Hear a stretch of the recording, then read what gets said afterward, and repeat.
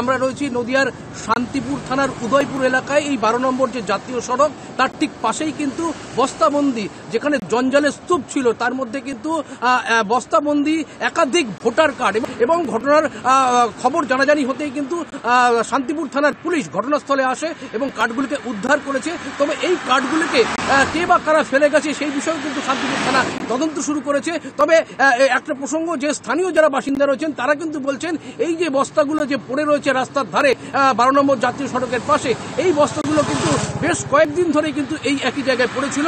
তবে আজকে বস্তার মুখ কোনো কারণে খুলে যাওয়ায় সেখান থেকে কিন্তু কার্ডগুলিকে তারা দেখতে পান পথ চলতি মানুষ, এবং তারপরে কিন্তু বিষয়টা নজরে আসে। তারপর খবর দেওয়া হয় শান্তিপুর থানায়। এরপর শান্তিপুর থানার পুলিশ এসে এই কার্ডগুলোকে উদ্ধার করেছে। তবে এই এতগুলো কার্ড এখানে কিভাবে এলো, রাস্তার ধারে কারা ফেলে গেল, সব বিষয় নিয়ে কিন্তু ইতিমধ্যে তদন্ত শুরু করেছে শান্তিপুর থানার পুলিশ।